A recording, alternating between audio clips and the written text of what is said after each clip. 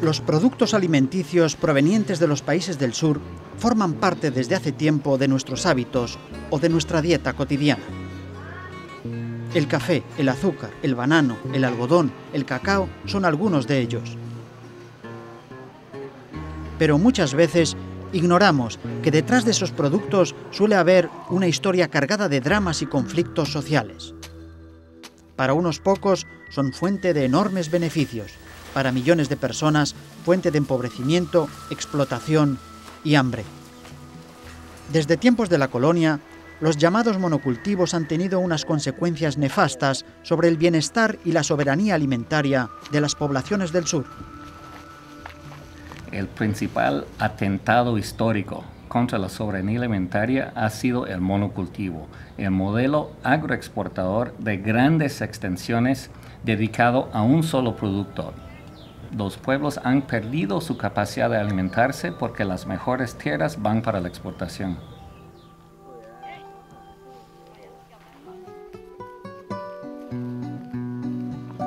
La soberanía alimentaria es el derecho a los pueblos rurales de tener acceso a la tierra, de poder producir para sus propios mercados locales y nacionales, de no ser excluido de esos mercados por la importación hecha por las empresas transnacionales. Y también es el derecho a los consumidores de tener acceso a alimentos sanos, accesibles, producidos localmente.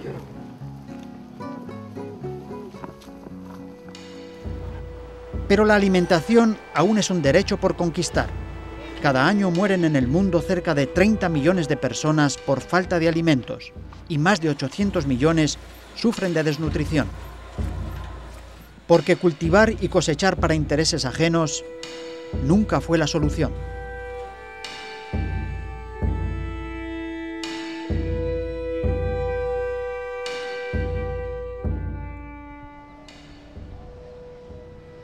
Hoy, la producción total de alimentos bastaría para alimentar a 12.000 millones de personas, el doble de la población mundial. No es, pues, la falta de alimentos el problema, ni tampoco la falta de recursos naturales. Es precisamente donde abundan los recursos naturales, recurso tierra, recurso agua, en donde existe la mayor pobreza, porque fueron estos lugares tan productivos que fueron el objeto de la colonización, de la conquista. Los pueblos locales que antes gozaban de esos recursos, hoy día por el proceso histórico que empezó con la colonia, están excluidos del acceso a su propia riqueza. Centroamérica, y particularmente Nicaragua, es un buen ejemplo. Con una enorme riqueza en recursos naturales, agua en abundancia y tierras de gran fertilidad, lo más difícil es que su población careciera de alimentos. Sin embargo, la realidad no es así. Y en esto mucho tiene que ver el uso que se le da a la tierra.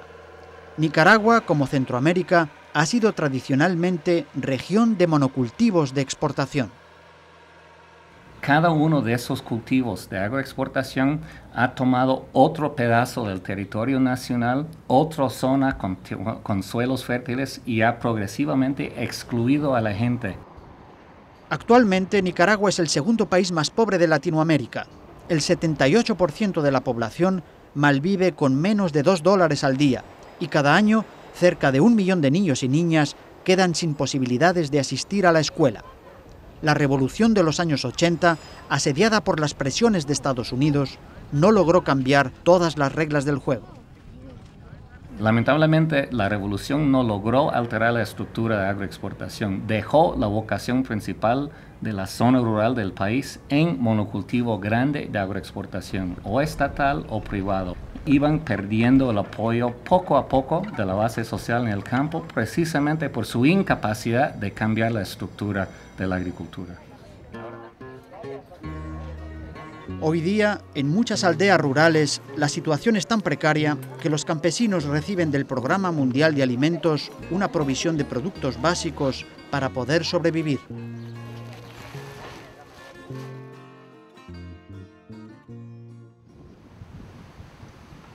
El café es el primer gran monocultivo que se implementó en Nicaragua. 150 años después, se sigue manteniendo como el producto de exportación más importante del país. Desde finales del siglo XIX, el cultivo del café y su exportación a Europa tuvo un importante impacto económico en Nicaragua, permitió financiar obras de desarrollo y favoreció el surgimiento de una nueva clase social, la aristocracia del café. El llamado grano de oro también atrajo a Nicaragua a muchos inmigrantes europeos, particularmente alemanes, que se instalaron en la región de Matagalpa. Eddie Kühl es caficultor y descendiente de estos primeros inmigrantes. El abuelo Otto Kühl fundó la fechera de Kiel, Alemania, y se vino a Nicaragua, ya venía con 12 días de barba, ¿verdad? Lodoso, en una bestia con los equipajes, y se dedicó al cultivo del café y a la mecánica, a industrializar el café. El café ha estado con nosotros desde el tiempo de la independencia hasta la fecha, el principal producto de exportación. Le llamamos café en oro nosotros, en Centroamérica y en Nicaragua, porque le da esa riqueza al país.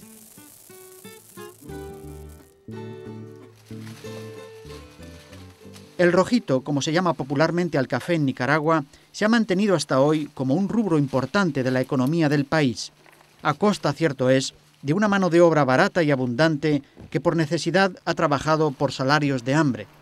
Pero la inestabilidad de los precios y el costo en aumento de los insumos importados fueron haciendo cada vez más riesgoso un negocio que iba sobreviviendo de crisis en crisis, hasta que los precios se desplomaron. En poco tiempo, el quintal de café pasó de $150 a $30. En países tan dependientes del café como Nicaragua, la crisis se hizo sentir de manera violenta y sus consecuencias fueron terribles para miles de pequeños y medianos productores agobiados por las deudas, cuyas fincas fueron embargadas por los bancos. La caída del precio de café en Centroamérica provocó un grado de miseria y hasta hambruna que no se había visto antes, aún con todas las crisis anteriores. No los dan corte. Nosotros vivimos de los guineos tiernos de las demás haciendas, que vamos a robar guineos tiernos para poder comer. Hoy lo enterraron al chavalito, se murió de hambre, y 6 niños más y 3 viejos que se han muerto. Y otros que ya están inflamados, también ya están con anemia, porque no tenemos ni nada que darles de comer. Empujadas por el hambre, familias enteras bajaron de sus ciudades buscando la sobrevivencia. Privados de su única fuente de trabajo, miles de peones agrícolas se vieron obligados a mendigar en las carreteras del país.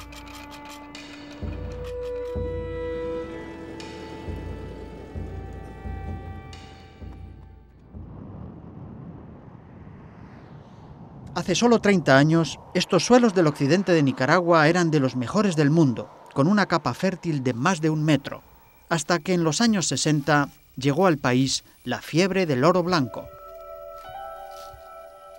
Antes de la llegada del algodón a la zona del occidente de Nicaragua, era la zona más fértil de Centroamérica, de máxima producción de maíz, frijol y de frutales, que suplía a todas las zonas, también El Salvador, Honduras, Nicaragua se alimentaba de esta zona. Pero a finales de los años 60 empezó el cultivo intensivo del algodón, llegándose a sembrar hasta 245.000 hectáreas, lo que representaba una fuente de empleo para unas 500.000 personas. Era la época de la bonanza del algodón.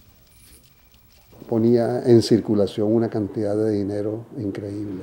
Mucha gente hizo mucho capital. El algodón era tan atractivo que encontramos algodoneros de todas las profesiones, ¿verdad? Algodoneros médicos, algodoneros abogados, algodoneros estudiantes, algodoneros farmacéuticos, es decir, de todo. Pero de esos tiempos, hoy solo quedan las ruinas y los recuerdos. Añoramos la época, pues, porque había muchos compradores que prácticamente se peleaban, por decir así, por comprar el algodón, ¿verdad?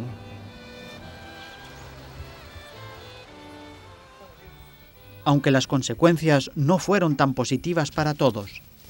El crecimiento del algodón desplaza al sector campesino a zonas de poca productividad, laderas improductivas, desplaza la producción de alimentos, de hecho provoca un déficit de producción de alimentos y genera una dependencia hacia alimentos importados también. Hasta que el exceso de producción y la llegada al mercado de nuevos productos sintéticos dieron inicio a la decadencia del oro blanco.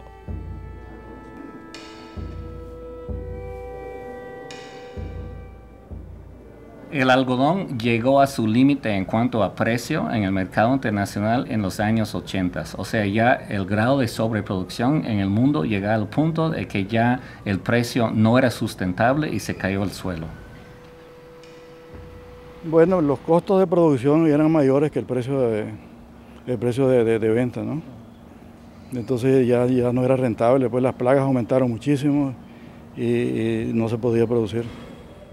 Pasados los buenos tiempos, ahora solo queda esperar el próximo milagro. Bueno, realmente lo tenemos esperando una oportunidad para que se haga otro tipo de inversión, pues. Podría servir para una zona franca.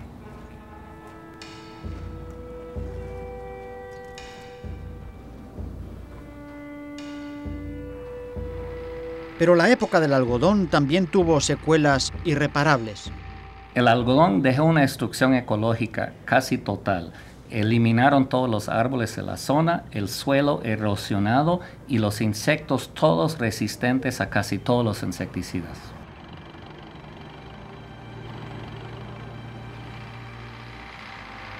En alguna medida yo fui testigo de los bosques que fuimos botando, ¿no? Era una montaña virgen increíble, increíble. Y claro, la tierra era de primera calidad. Y cuando empezamos a botar esa montaña para convertirla en huerta para algodón, me duele un poco lo que hicimos, ¿no? Que fue el despale indiscriminado. Debíamos haber respetado un poco más la naturaleza, creo yo. Pero no solo las tierras fueron dañadas. Los pesticidas también dejaron en la población estragos mortales. Cada día, más de 100 avionetas cargadas de veneno salían a fumigar los campos de algodón y todo lo que encontraban a su paso.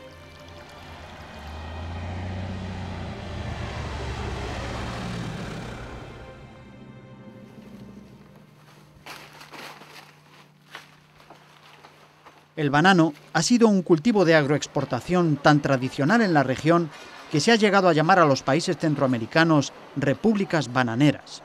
En 1932, la tercera parte del territorio cultivable de Honduras pertenecía a una sola compañía bananera, la United Fruit Company, un estado dentro del estado cuyo poder era mucho mayor que el del gobierno. También en Guatemala, cuando en 1952 el gobierno de Jacobo Arbenz afectó mínimamente los intereses de las bananeras norteamericanas, las consecuencias no se hicieron esperar. Fue derrocado por un golpe militar organizado por la CIA. El banano también es típico de otro fenómeno, que es el enclave de una empresa transnacional que tiene casi un territorio soberano dentro de un país donde no se aplican leyes laborales, donde tienen la libertad de explotar de una manera subhumana a la fuerza laboral. Desde hace casi un siglo, el cultivo del banano no ha cesado en Centroamérica, dejando muchos beneficios en las compañías multinacionales y mucha miseria y destrucción en los países productores. El banano en Nicaragua dejó una destrucción ecológica casi sin igual entre otros cultivos. La zona queda inservible para agricultura. Primero nivelan toda la topografía, todas las quebradas y el suelo destruido, contaminado con cobre del uso de fungicida que no sirve para nada. Pero los efectos más terribles de estos pesticidas, aplicados sin ninguna precaución durante años, se dan en el ser humano. Miles de extrabajadores de las bananeras en Nicaragua, víctimas de los plaguicidas, enfermos y sin trabajo, marchan hacia la capital para llamar la atención sobre su dramática situación. Ustedes pueden ver aquí un montón de gente que cada persona de estas ya anda muriendo. Ya no saben en qué momento cae, pues, con una indeficiencia o una impotencia de fuerza y ya no se levanta y va directo al cementerio.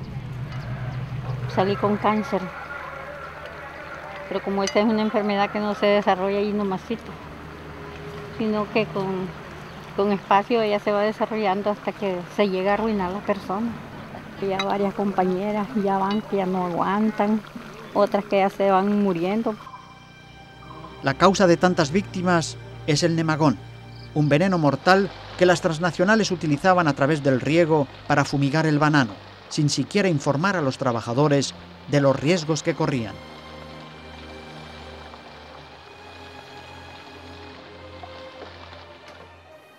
En el caso de Nicaragua, la industria bananera es particularmente irresponsable en el sentido de que ya se sabía de la malísima experiencia en Costa Rica anterior y hay hasta rumores de que cuando se logra prohibir el nemagón en Costa Rica, las empresas exportan los barriles de nemagón para Honduras y Nicaragua, donde todavía no se había prohibido. O sea, ya sabían de los problemas que provocaba y no les importaba. Los extrabajadores de las bananeras llevan ya 9 años exigiendo una indemnización a las transnacionales, aunque para muchos ya es tarde. En Nicaragua han muerto ya más de 950 personas por causa del nemagón y cada 3 días fallece una más. Ante la indiferencia general, los extrabajadores tratan de llamar la atención sobre su dramática suerte.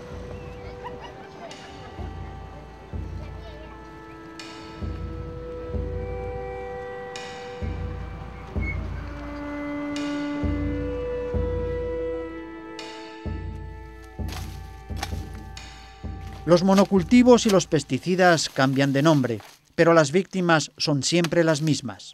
Los trabajadores de las plantaciones de caña de azúcar no escapan a la maldición. Trabajadores del Ingenio San Antonio, afectados por insuficiencia renal crónica, están demandando a la empresa por haberles expuesto durante años a todo tipo de agroquímicos altamente tóxicos.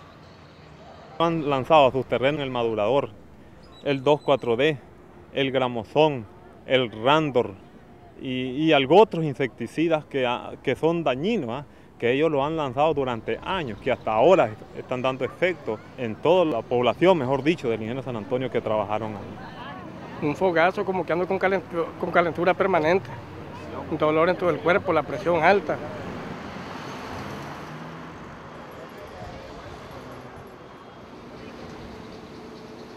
El Ingenio Azucarero San Antonio es la empresa agropecuaria más grande de Nicaragua. Fue fundado en 1890 y pertenece a la familia económicamente más poderosa del país, los Pelas, dueños de importadoras, bancos, licoreras y otros importantes negocios. En las 15.000 hectáreas del Ingenio San Antonio se producen unos 5 millones de quintales de azúcar, pero para muchos las cosechas han dejado un sabor amargo. Los pesticidas utilizados en las plantaciones han contaminado el agua, lo que ha provocado en los trabajadores y vecinos del lugar innumerables intoxicaciones y enfermedades graves. La caña tiene pocas plagas, fácilmente controlado con control biológico y el problema de la fertilidad del suelo se maneja fácilmente con la simple rotación de cultivos. En Nicaragua no se aplicaron esas técnicas, dejando una destrucción ecológica del suelo innecesario y un problema de salud gravísimo. Esta ha nacido del Ingenio San Antonio, de que las aguas son contaminadas, aún dicen que aquí en Chichigalpa están contaminadas, y que han muerto millares de personas, incluyendo a mi esposo, que de eso murió, vecinos, amigos, familiares, ¿ves? Y ahorita, por ejemplo, tengo un hijo con creatinina, tengo un yerno con creatinina, incluso están en Managua peleando que quieren que los indemnicen. Tiene 6 meses de muerto él. Él era mi marido y fue una agonía muy horrible. Y ahí me dijeron pues que él ya no tenía remedio, que ya me lo llevara para la casa porque ya no había nada que hacer con él, me dijeron los médicos. Y yo fue lo que hice, pues sacarlo del hospital y llevármelo para la casa. Este es mi marido, mire, que murió hace 2 meses, mire. De lo mismo creatinina. Yo soy su vida de él. A mí no me han dado nada. Mi hija es huérfana y hay 2 más. Mi hija dejó de estudiar porque ella mira no me alcanza. Mis otros 2 hijos también. Y si el ingenio no me paga, ¿a dónde más me voy a quejar?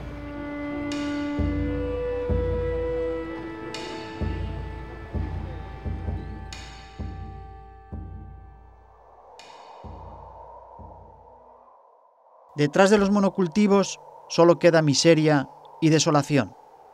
En regiones como Matagalpa, que tradicionalmente han vivido del café, la crisis ha tenido repercusiones sociales profundas. El éxodo rural se intensifica con sus secuelas de siempre: pobreza extrema, desesperanza, delincuencia. Y lo que antaño fueron centros importantes de producción e intercambio comercial, pasan al olvido y al anonimato, a pesar de los desesperados esfuerzos de unos cuantos. Con el noble propósito de pasar a la historia como sede de la parrillada más grande del mundo, Matagalpa patrocina el intento del chef Ramón Mejía por figurar en el libro Guinness de los récords. Uno de los propósitos de esta parrillada, no solo llegar a la página de los Guinness Records, que ya llegamos, porque yo nunca había visto por ningún medio, escrito ni televisivo, una parrillada tan gigantesca como esta que está aquí, sino también proyectar lo que es la exportación de nuestros recursos agropecuarios en Nicaragua y de manera muy especial lo que es la carne de res. Matagalpa, ciudad de eterna brisa, es mi tierra segoviana, corte señoría. Matagalpa, tus montañas hermosas. Podemos decir que lo que ha pasado en Nicaragua es una versión en pequeño de lo que ha pasado en muchos países. Viene un cultivo cuando el precio está alto, se desplaza la gente de la zona, luego desplome el precio, deja gente sin trabajo, tierra más barata porque el precio cayó, y eso es condiciones para invertir en el siguiente boom. Generando crisis y alimentándose de la crisis van los ciclos sucesivos de los cultivos de exportación.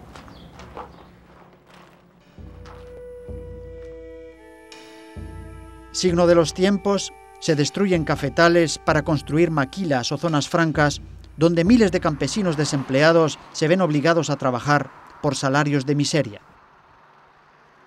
Las formas cambian, pero la explotación continúa. La industria maquiladora genera el mismo tipo de exclusión social con salarios de miseria, sin sindicatos, que genera el modelo de agroexportación en el campo. Y además se alimenta del modelo de agroexportación porque es precisamente la masa campesina expulsado del campo que es la mano de obra barata que hace posible la maquila.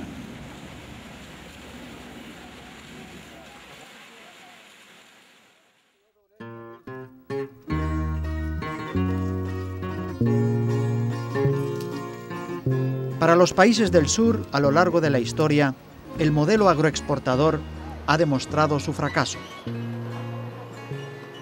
Si un país no es capaz de alimentar a su propia gente, que si depende del mercado mundial para la próxima comida, entonces ese país es un país sumamente vulnerable.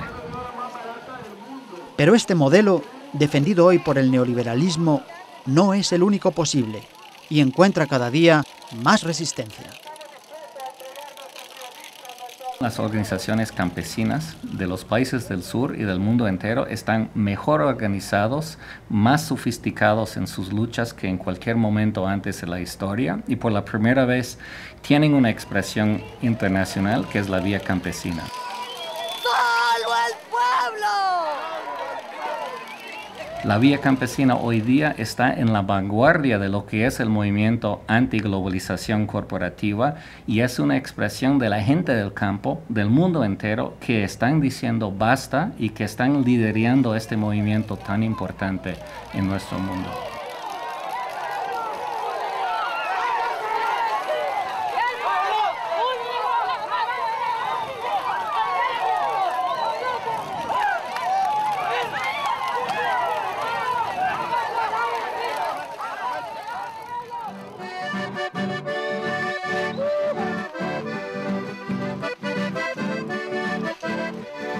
Frente al modelo agroexportador, el movimiento campesino plantea el concepto de la soberanía alimentaria como paradigma alternativo. La pequeña finca familiar diversificada es la base de un modelo diferente, de otro modelo de desarrollo rural, pero también lo que necesitan los países del sur es poder cerrar sus propios mercados a nuestras exportaciones subvencionadas de los países del norte para poder desarrollar su propia agricultura local para sus necesidades locales y nacionales de alimentación.